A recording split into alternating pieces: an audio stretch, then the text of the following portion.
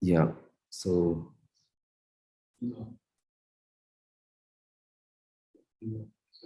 as I was saying,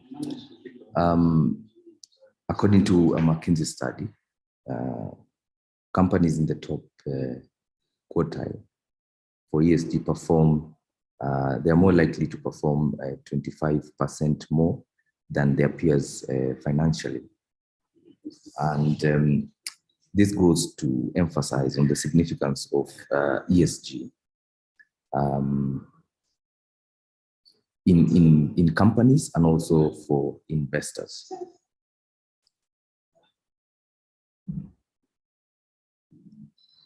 So if we are to break down ESG into the various components, the E stands for environmental, and it includes factors like climate change and resource management. We look at the S, which stands for social, and it covers labor practices and human rights, promoting the inclusivity and social well-being is very essential for the social component. The G stands for governance, which involves corporate ethics and transparency. Here we look at governance as a very important aspect of promoting ESG, because a lot of decisions are made at this level, and it is very crucial that companies make decisions and also have internal policies that promote, good corporate ethics and transparency. Yeah, so moving forward, we're going to quickly run through the development of ESG practices.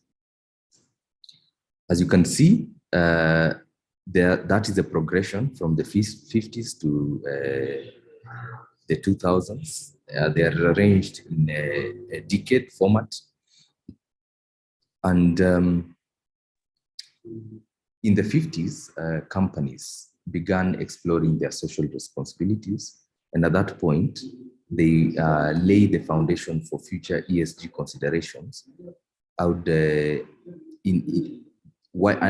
they were doing it, they were not necessarily working in collaboration, because as a matter of fact, ESG cannot necessarily be attributed to any one entity or individual.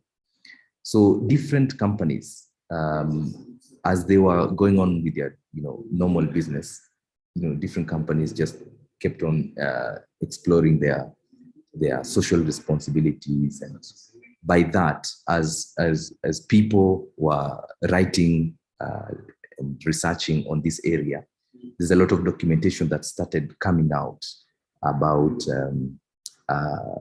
social responsibility, and this now created a foundation for the future ESG considerations as we are experiencing, or as it is now. In the 70s, there was an emergence of what we call SRI, which is the socially responsible investing. This is where investors mostly aligned themselves with portfolios that had emphasis on ethical values. So at this point, that is 20 years later, there was a very consistent departure from just investing in companies that are for the sake of profits, but also now investors were looking for companies that they could, in their attempt to increase their portfolio, they kept on looking out for companies that emphasized on their ethical values, even as they invested or as they run their day-to-day activities. In the 90s, the term now ESG, as we have looked at it, gained prominence, and that's expanded the focus beyond to environment, social, and governance factors or aspects. So we could say, therefore, at this point, that ESG was technically born in the 90s, you know, and then came the next decade of the 2000s. This is the point where there was the establishment of the global reporting standards through the Global Reporting Initiative. And this also came a long way to set the foundations of ESG as it is today. In the 2010s, ESG integration now went mainstream, mostly in finance, and a lot of financial institutions and environmental related institutions and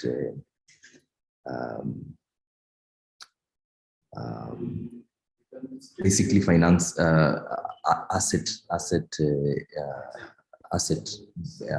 acquiring, like pension funds, asset acquiring.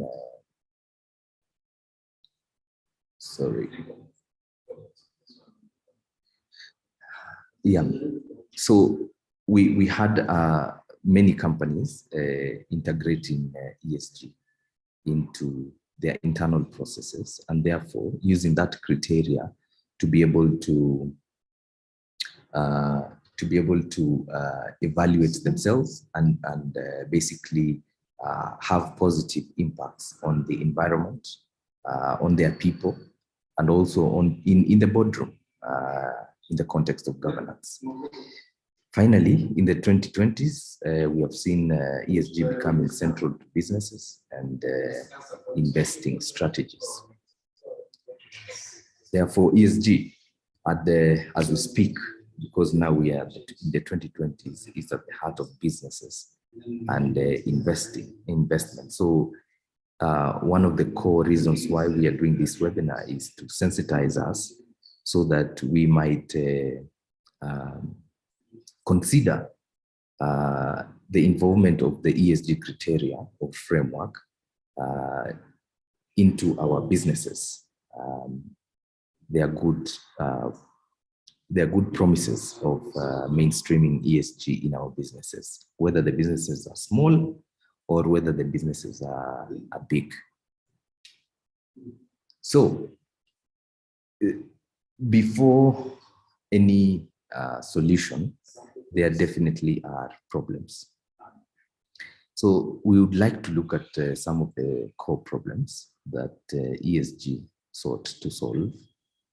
And one of the problems is environmental degradation. This is where we in the course of doing business, we take out resources from the environment, and we do it, or companies did that extraction very unsustainable. And in the process, it generated a lot of pollution, and consequently, we are experiencing climate change as of today in Africa, globally, in Kenya.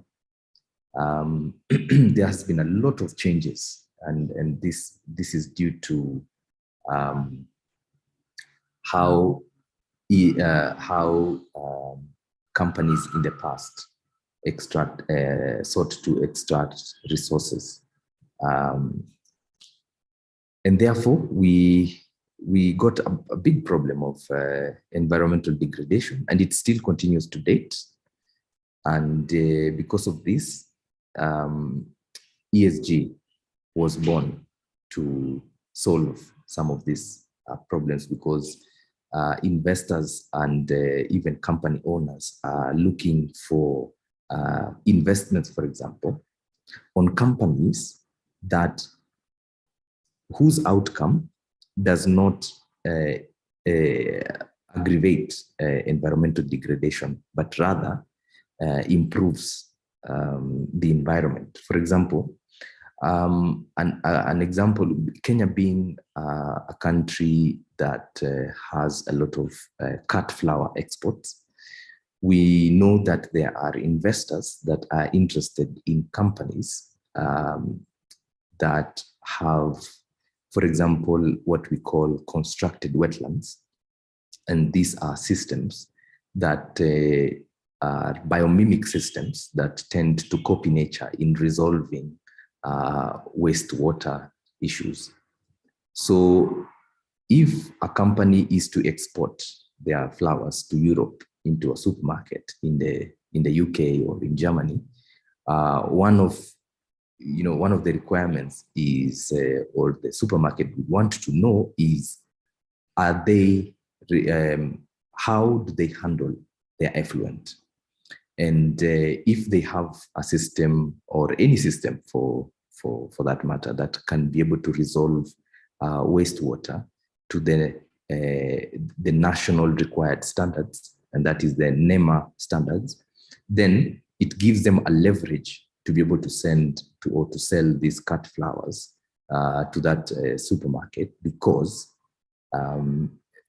whilst the supermarket is buying from the producers in Kenya, they also want to know that the environment is not being degraded because of their procurement. And also in Europe mostly, and in the West, a lot of consumers have been sensitized. And today, we know that a lot of consumers are keen on understanding where their products are, or produce are coming from. And they're very keen on understanding, whether there is, social related issues because of that production. And that forms the basis of my next point, which is another problem that ESG seeks to solve, which is social inequality, which technically is the economic disparities, for example, that has grown over the years. The social, the gap between the rich and the poor, and also the middle class, keeps widening. And this is really because of the business practices that had been practiced in the past.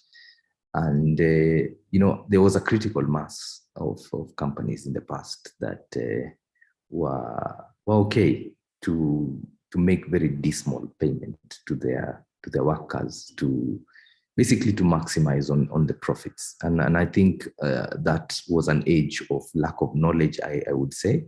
And for the companies who knew what they were doing, I would say maybe they were just outrightly exploiting, their workers. So because of that, a lot of discrimination at work because of various factors, labor exploitation, as it were. Because of that, the social inequality widened and has been widening since. And to date, the social inequality keeps widening, save for the companies that have adopted the ESG criteria. And these companies are doing much, much better to resolve this problem of inequality. Another problem that ESG seeks to solve is the corporate irresponsibility, which was mainly driven, and I probably have alluded to that, was driven by profit maximization. at the expense of ethics.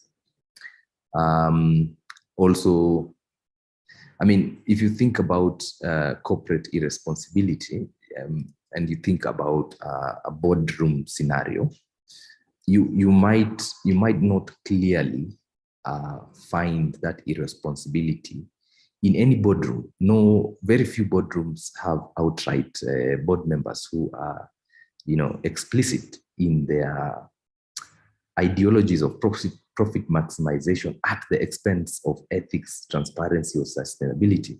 There's a lot of jargon that usually goes into internal company policies and for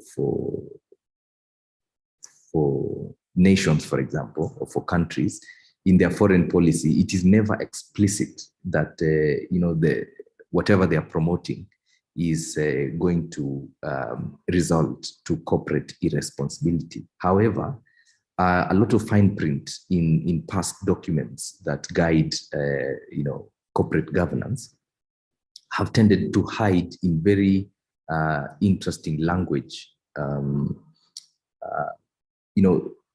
They tend to hide and obscure the ability of the normal, the regular people to be able to see through sustainability issues or irresponsibilities. So I think in the context of where we are from, ESG comes really to resolve corporate irresponsibility, because it tends to look into the decisions that are being made, how the decisions are being made, who are making these decisions, and to draw, to show a correlation between the decisions they're making and the impacts these decisions are going to have to the environment. And famously, nowadays we have what we call DSS, which is decision support systems, where company owners, some of the shareholders, or board of directors are able to constantly input data into the system, and the system keeps generating or keeps recommending ideas of how to move forward. And some of these decision support systems have been tuned to ESG standards or the ESG criteria. So they tend to be recommending direction that is environmental friendly, that is socially friendly, and also friendly to governance. There's another syndrome, of course, which many of you perhaps know about. It's called short-termism. And this is not necessarily a corporate thing. I mean, personally, or in our own personal lives, we tend to have short-term thinking, and the best deals, for example, are the ones that are the shortest term and accrue a lot of profit in the shortest time. So, I mean, driven by greed, a lot of people, and also now corporates and companies and investors, would tend to focus on immediate financial gains at the expense of long-term sustainability. So we really laud ESG because it seeks to put a pause on these decisions. And even though there shall be financial gains to be made by investors, for example, investors through ESG criteria are advised and are encouraged to not to look so much on the short-term gains, but on the long-term, which apparently are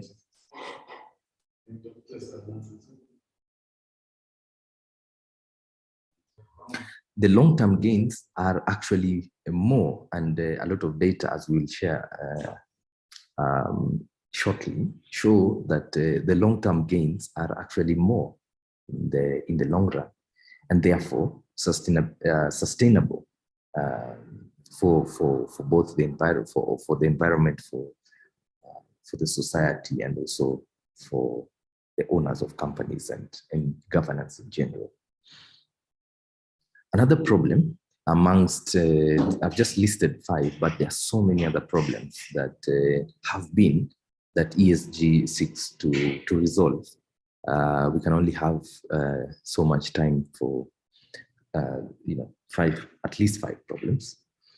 And lack of transparency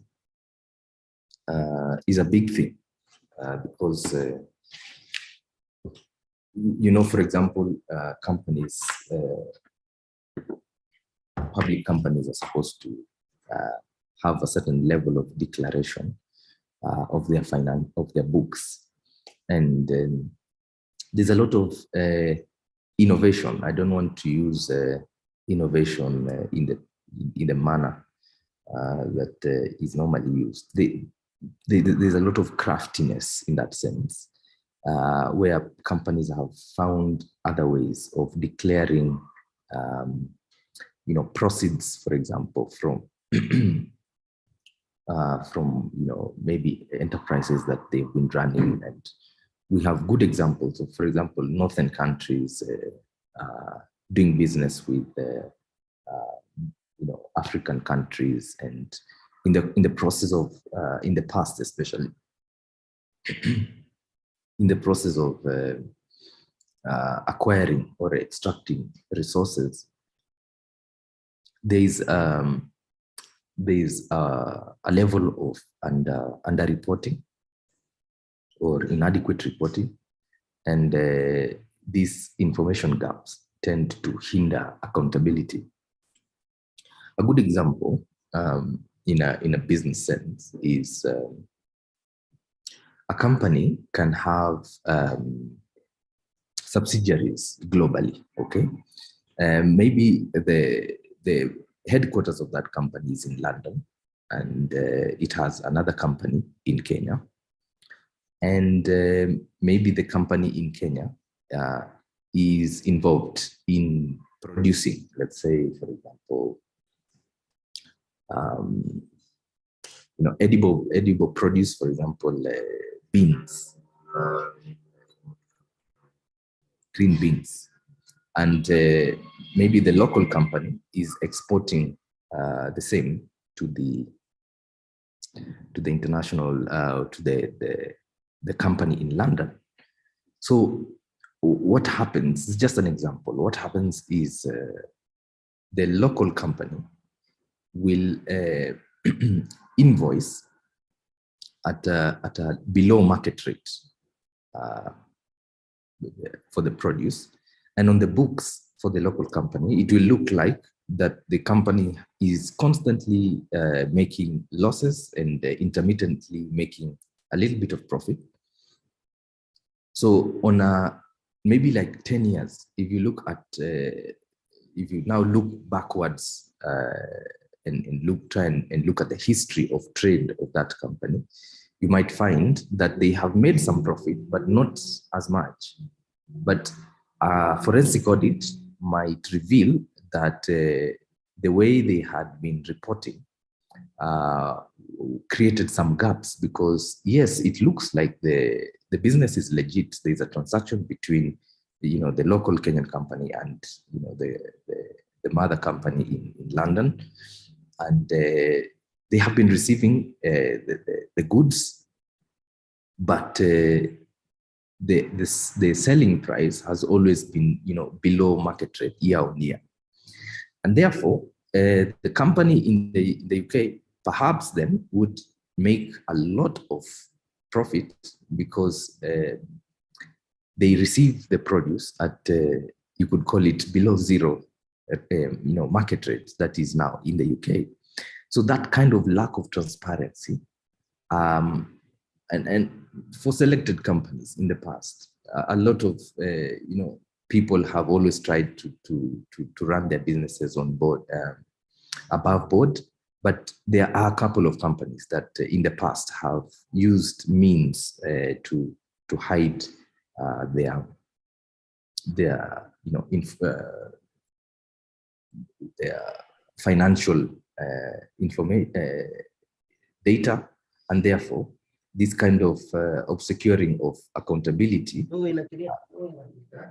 causes problems which cascade over the years. So, having looked at the problems,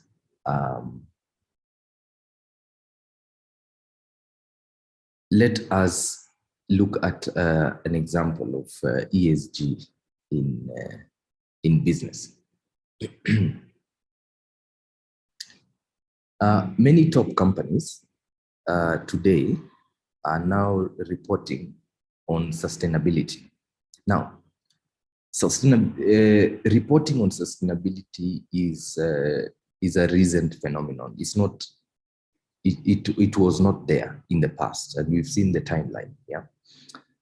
So before the 90s, very few companies were reporting on their sustainability, and also just many companies have not been built to have a reporting template or format for sustainable issues. So it is very recent, until very recently, that many companies are, starting to report on their sustainability, both environmental, social, and financial. And because of that, we have now more and more companies coming to the surface, showing that there are, benefits that are to be accrued because of integrating ESG in businesses.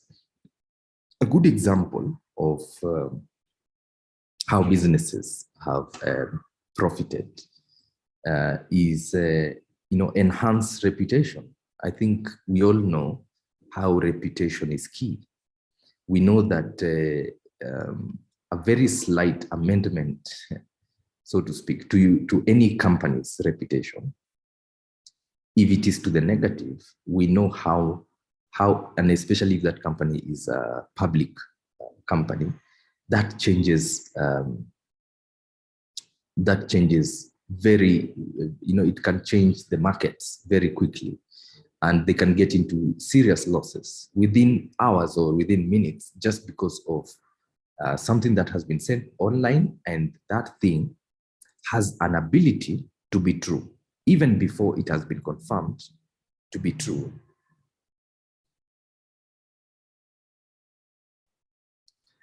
You find that a company's reputation holds quite a lot of their income. So a lot of companies today, because of ESG, are increasing or improving their reputation, and therefore helps in managing part of their risks. A good example is, the famous Apple annual report.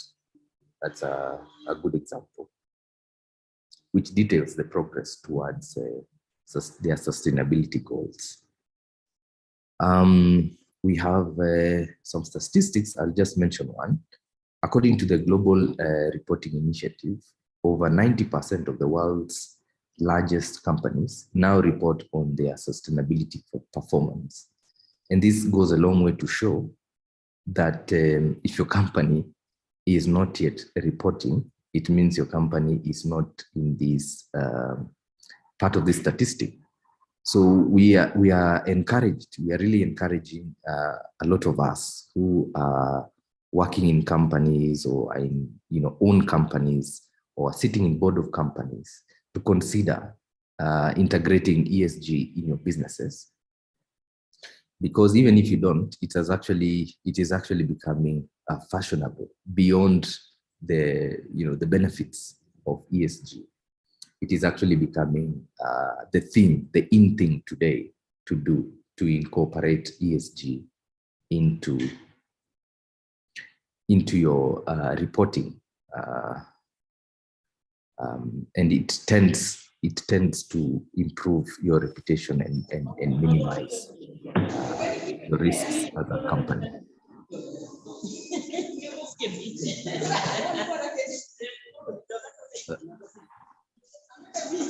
There, I think we have one member with their microphone on. Hi, Michael. You can kindly mute.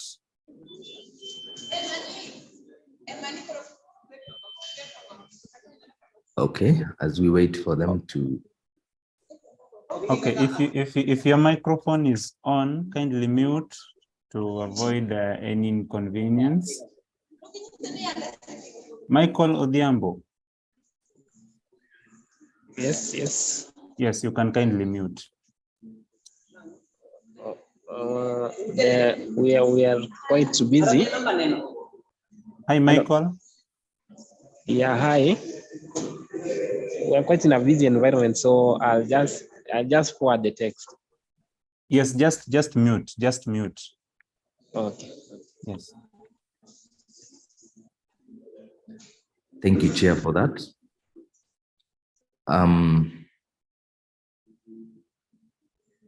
Let's look at ESG in investment and how investors are using ESG criteria. And of course, we look at the benefits. As we said earlier, so many companies in the earlier slide have incorporated ESG. And this also is with investors. They are increasingly now using the ESG criteria. And this has resulted to trillions of dollars, which are now being invested sustainably. Now, here is a tip for all of you with in business right now. Kindly have a greater or deeper look at the ESG criteria and see how you can integrate these criteria into your businesses, especially those of your businesses that are seeking investments, whether foreign investment or local investment, because a lot of investors have been sensitized already. We know that there will be a very positive impact or a reception by investors if you include some of these criteria. As we said earlier, there are very clear benefits, which, as I said, include reduced risks and sustainable returns. And at this point, if you talk about sustainable returns, in the short term, yes, you still could have increased returns in the short term that are still sustainable. And that's why you probably will be looking for ESG business sustainability consultants in the event you need some or one who can help you to integrate these criteria in a manner that is going to cause your returns to be increased, but at the same time very sustainable. I believe some of you or many of you know the company BlackRock, which has embraced ESG in its investment strategies. And that is, I always say, is a very good example of their commitment to sustainable investing. And they form, what could I say? They are a current good example of how to integrate ESG in your company. And also, if you look at their reporting, you can tell there is a correlation between the integration of ESG in investment or investment in their investment portfolio and the sustainable returns. An important statistic here, Morningstar found that 72% of ESG index funds outperformed their non-ESG counterparts over a 10-year period. That just goes a long way to to emphasize that investors are looking for ESG compliant companies, and there is hope. There is a good information coming out that if you are in maybe the water sector, for example, or energy sector, and you look at your counterparts having integrated ESG criteria, then there is increased likelihood for you to outperform your counterparts who have not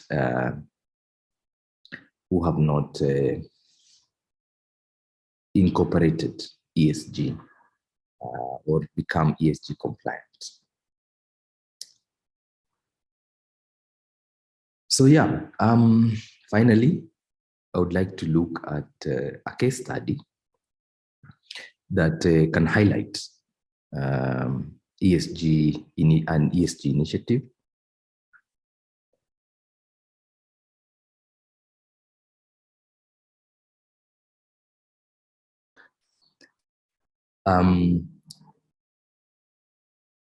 We have Unilever, which many of us know about already, and they're a very, very good example of a company that has mainstreamed or integrated ESG into their growth strategy, and they have really shown sustainable. They've shown impressive growth in their brand just by incorporating ESG.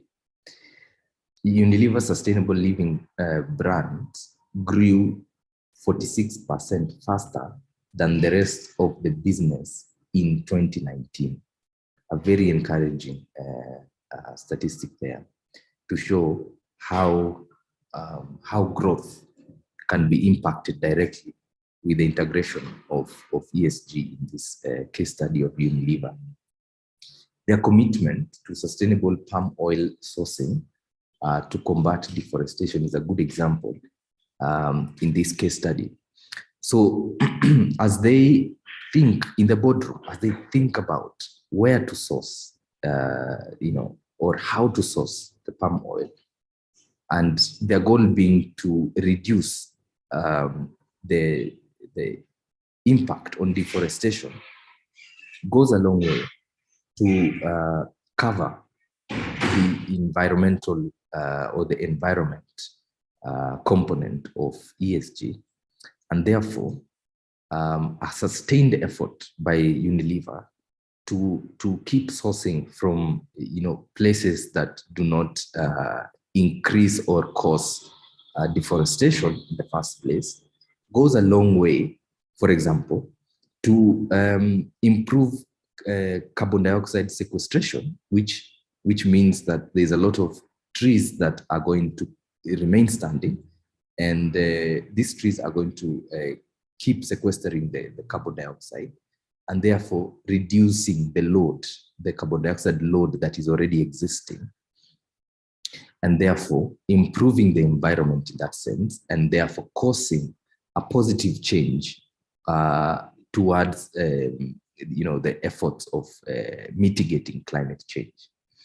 Climate change is a big topic today and has been for a while yet, although a bit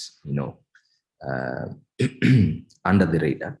But today, climate change is real. It's affecting a lot more countries, and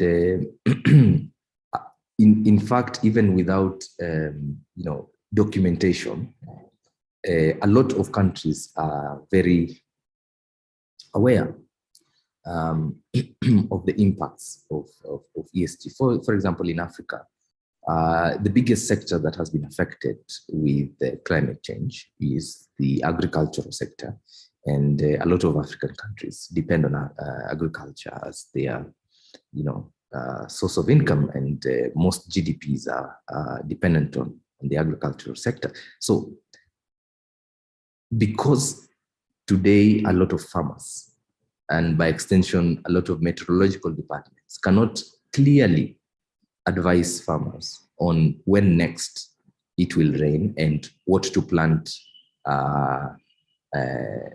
during that rainy period, and also the amount of water that will be available for farmers during that period. And of course, by extension, I also imply that the majority of African farmers are not are dependent on rain-fed agriculture. So therefore, it's very important, for example, for the meteorological departments to have a very accurate forecast and a very efficient, effective way to communicate the same to farmers in the space or in the times of increased climate change and the challenges therefore. So if the farmers are not able to, in Africa, if the farmers in Africa are not able to understand or predict when the next rain is going to come, this negatively impacts on their ability to produce and therefore food insecurity. On the other hand, they could have, a bounty harvest, but because of maybe increased rainfall during the harvesting period, we can have post-harvest losses. And these post-harvest losses may come at a period where maybe after the El Nino, for example, there can be a La Nino or extended dry period. And on top of that, there was a lot of post-harvest losses because of lack of early warning systems or farm early warning systems. And therefore, you find that the snowball effect of what Unilever tries to do goes a long way to ensure that there are the climate, the microclimates and the global climates stabilize, and therefore we can have a return, hopefully, to a situation whereby farmers can be able to predict. Of course, we are in the wake of technology, and part of adaptation mechanisms is, encouraging African farmers to move into climate smart agriculture, but that will take time. In the meantime, there will be a lot of casualties, which will be a lot of hungry people. And because of that, when we look at Unilever's ESG initiatives, we would like to,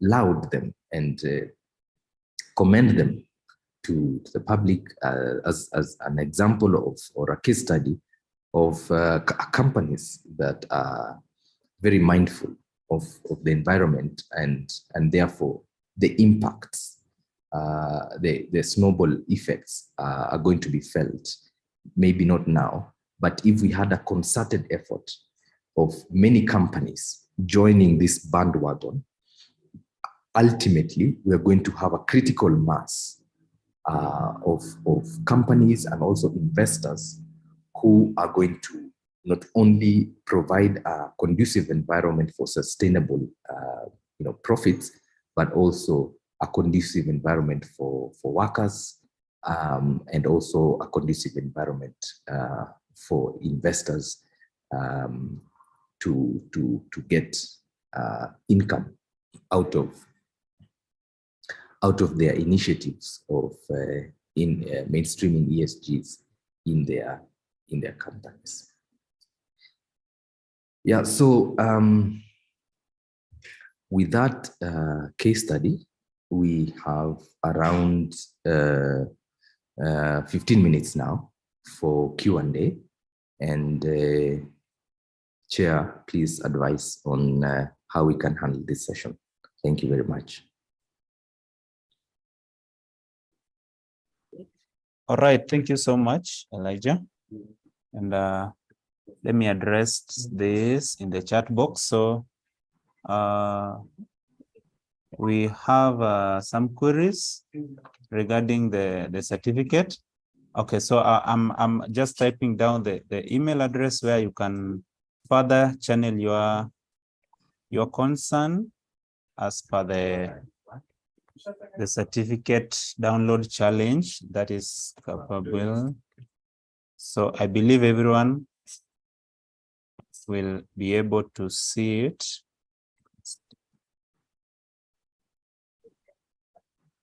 Okay. Meanwhile, if you have any question, you have any concern, the floor is open. Any contribution you want to make as per the session that we've just had. So if you have anything you want to add, kindly you can unmute or you can use the chat box.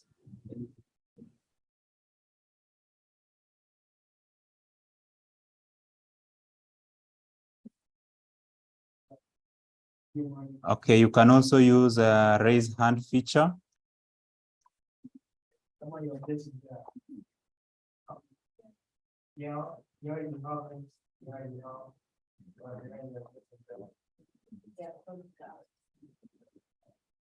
Okay. I'm waiting for people to type.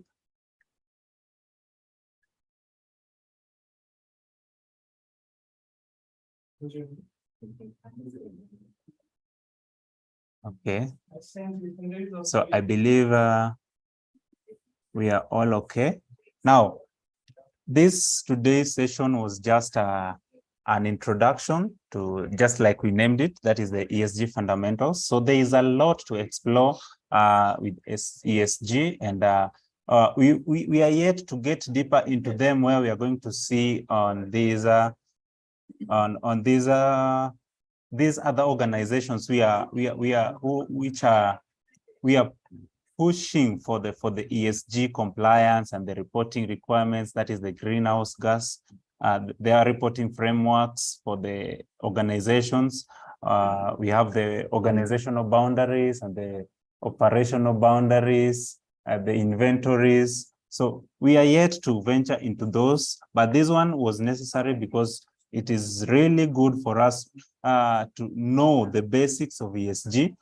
Many people normally talk about ESG, but then if you now put them down to narrow down whatever they know about ESG, then there you have a problem with them. So we've had several events that have happened. The other day we were having climate change summit.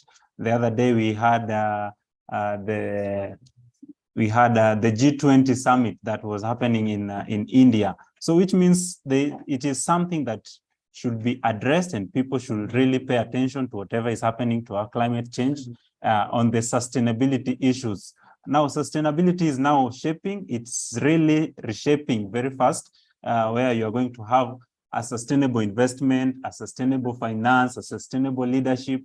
So sustainability is something that is really, if you don't comply with whatever is happening in the current situations, then you're going to have a serious problem with your stakeholders. So which means you're going to, the other day, that is in June, we had the standards, the IFRS sustainability standards that were launched by the IFRS foundations, the ISSBs. So which means it is something that is it's bringing to our attention that we should really concentrate on how to address them. So today's session, I believe we picked something that is, now that nobody is raising hand or commenting in the chat box, but I believe you got something. Okay. All right. So thank you so much for our speaker. So if there is no any other concern, the issue of okay. Okay, so I'm seeing, I think it is good to have physical meeting due to bundles. Okay, so, all right. So for the webinars, we normally prefer the virtual one, because it's just a mere one hour meeting that is marked. So which means, okay, I can see Francis. Yes. I think we are about to end, and I can see a question on the chat box from Mr. Zacchaeus Abuga saying ESG business operations, especially in the product pricing, at what point does it make a reference to OECD pricing guidelines. All right. I don't. Transfer pricing. All right, thank you so much. So I believe our speaker is still here with us. I can kindly address that. I don't seem to quite see the question. Can someone, maybe you can just retype the question because I'm not seeing it, maybe. Let me just reread it loudly. Okay. All right. That it is from Zacchaeus Abuga, ZA. Okay.